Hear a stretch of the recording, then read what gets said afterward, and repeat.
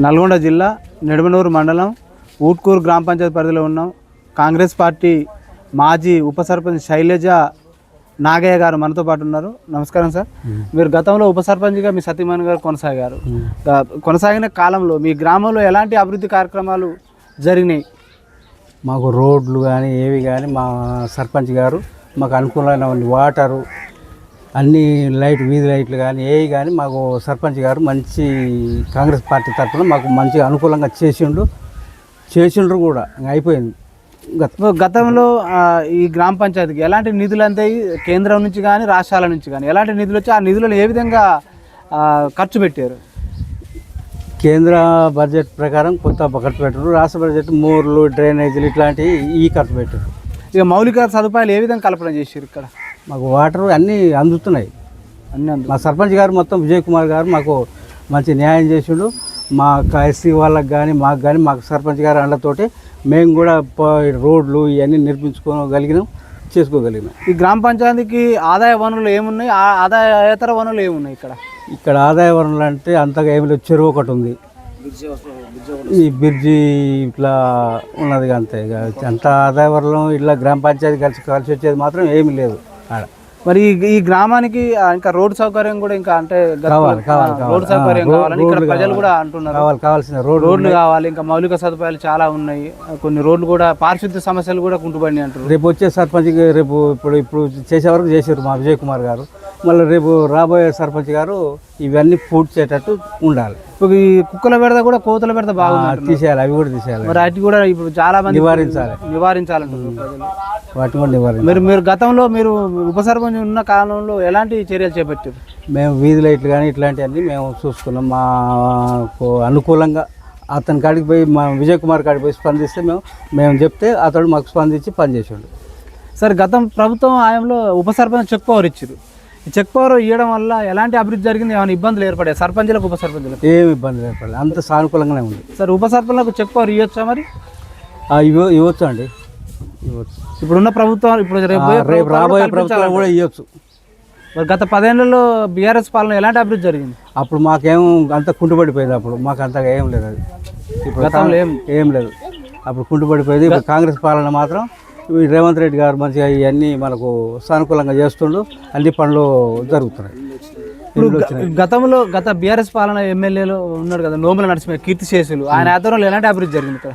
మాకేం అప్పుడు ఏం అభివృద్ధి ఏం జరగలేదు. కానీ ఇప్పుడు మాత్రం మాకు అప్పుడు డబల్ బెడ్రూమ్ అలా ఎక్కడెక్కడో ఇచ్చారు, ఏం చేసారో మాకు సంబంధం లేదు. ఇక్కడైతే మా ఊర్లో అయితే ఏం లేవు. ఇప్పుడు మాకు ఈ రేవంత్ రెడ్డి గారు వచ్చినాక మాకు ఇప్పుడు ఈ ఇండ్లు ఇవన్నీ ఎవరింట్లో వాళ్ళు కట్టుకుంటారు, ఎవరి భూములలో వాళ్ళు కట్టుకుంటారు. మంచిగా ఇండ్లు సానుకూలంగా పనులు నడుస్తున్నాయి. సార్, గత బీఆర్ఎస్ పాలనలో వ్యవసాయానికి కానీ వైద్యానికి కానీ విద్యకు ఎలాంటి అభివృద్ధి జరిగిందంటారు? వ్యవసాయానికి అంటే అప్పుడు రైతు బంధు ఇచ్చారు, మళ్ళీ ఇప్పుడు రైతు బంధు ఇస్తున్నారు. వైద్యం అప్పుడు అదే ఉంది, ఇప్పుడు అదే ఉంది, అంతా అదే ఉంది అంట్లో. సో గత మాజీ ఎమ్మెల్యే నోముల భగత్ ఓటమి కారణం ఏంది? ఓటమి కారణం అంటే మాకు ప్రజల్లోకి అందుబాటులో లేకపోతే మేము కాంగ్రెస్ పాలన ఉన్నాం కాబట్టి కాంగ్రెస్ పరిపాలన ఉన్నాం కాబట్టి ఆ కాంగ్రెస్ పరిపాలన అది ఎట్లనే ఉంది. మేము కాంగ్రెస్ పాలన ఎట్లా ఇప్పుడు కాంగ్రెస్ పార్టీ అధికారంలోకి వచ్చి 20 నెలలుగా వస్తుంది. ఏది ప్రజాపాలన కావచ్చు, 6 గ్యారెంటీలు ఎలా అమలు అవుతున్నాయి? ప్రజలు ఎలాంటి స్పందన ఉందంటారు? సన్న బియ్యం ఇస్తుండు మంచిగా. మాకు ఇటువరకు దొడ్డు బియ్యం వచ్చి తినలేకపోయేది. మేము ముఖ్యంగా మా ఎస్సీ వాళ్ళు తినలేకపోయేది.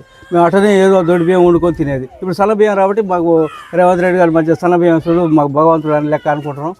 ఉచిత కరెంటు, రుణమాఫీ ఇవన్నీ ఇట్లా చేసుకొని మేము ఇండ్లు ఇవన్నీ ఇట్లా చేసుకొని ఇప్పుడు ప్రస్తుతం ఈ నియోజకవర్గ ఎమ్మెల్యే జైవీర్ రెడ్డి గారి ఆధ్వర్యంలో ఎలాంటి అభివృద్ధి సంక్షేమం జరుగుతుంది? మంచిగా జరుగుతున్నాయి సంక్షేమ పథకాలు. ఇప్పుడు ఇండ్లు వచ్చినాయి, ఫస్ట్ ఇండ్లు వచ్చినాయి, తర్వాత ఇక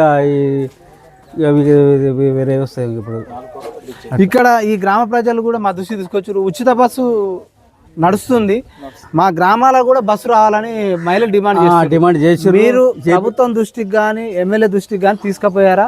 తీసుకపోతే ఎలాంటి మాకు సర్పంచ్ గారు చేపట్టారు ఇవన్నీ మాకు సర్పంచ్ గారు చూసుకుంటారు. ఈ బస్సు ఇవి జైవీర్ రెడ్డి గారు కూడా ఇస్తున్నారు, బస్సు తెప్పిస్తున్నారు. కాకపోతే ఈ బ్రిడ్జి ఒకటి ఉంది. ఆ బ్రిడ్జి ఒకటి అయితే ఆ బ్రిడ్జి వల్ల రోడ్డు ఆగిపోయింది. ఆ రోడ్డు వేసి బస్సు ఊరికి సక్రమంగా నడుస్తుంది.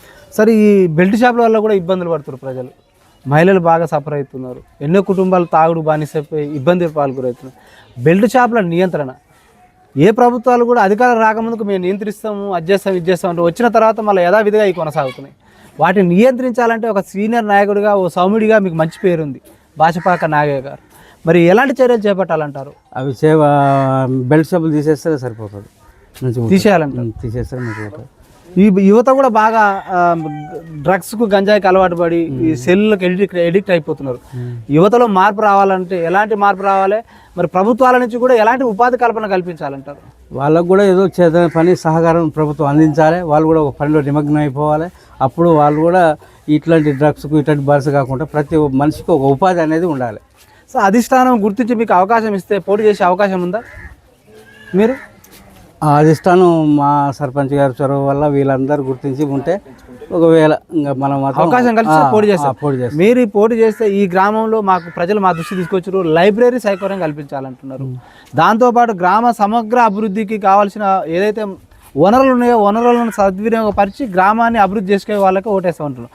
మీ దగ్గర ఏమైనా ప్రణాళిక ఉందా? ఆ ప్రణాళిక ఉంటే మీ ప్రజలకు ఏ విధమైన అభివృద్ధి అందిస్తారు మీరు? మొత్తం సానుకూలంగా మా సర్పంచ్ గారు మాకు పెద్ద వ్యక్తి ఉంటే నరసింహ కృష్ణయ్య గారు, ఆ నరసింహ కృష్ణయ్య గారు చెప్పినట్టు మేము దాన్ని అతనిలో అన్ని అవకాశాలు ఉన్నాయి. అది మాకు చెప్తే మేము దాన్ని మాకు ఓకే అనుకుంటే మేము కూడా అతనితో ఫాలో అయిపోతాం నరసింహ కృష్ణయ్య గారితో. త్వరలో స్థానికంగా ఎన్నికలు రాబోతున్నాయి. ఎలక్షన్ ఏదైనా కానివ్వండి, ప్రజలను ఓటర్లను రాజకీయ పార్టీలు ప్రలోభాలు పెడుతున్నాయి. అది మద్యం ఇచ్చా, డబ్బు ఇచ్చా, ఇంకోది ఇచ్చి అలాంటి సంస్కృతి పోవాలంటే ఎలాంటి నాయకుని ఎన్నుకోవాలి? మార్పు రావాలంటే ప్రజల్లో ఓటర్లో ఎలాంటి చైతన్యం రావాలంటే మంచి నాయకుని ఎన్నుకోవాలి. పార్టీలలో ఏమైనా మార్పు రావాలంటారా? పార్టీలలో అంటే వ్యక్తిగతంగా మంచి అతడై ఉండాలి. ఒక వ్యక్తి పోటీ చేస్తున్నాం అంటే అతడు మంచి వ్యక్తి అయి ఉండాలి. అన్నిటికీ సౌకర్యం చేసే వ్యక్తి అయి ఉండాలి. సార్, మరి మీ గ్రామ ప్రజలకు, ఊట్కూరు గ్రామ ప్రజలకు, ఓటర్లకు ఏం చెప్తారు ఫైనల్గా?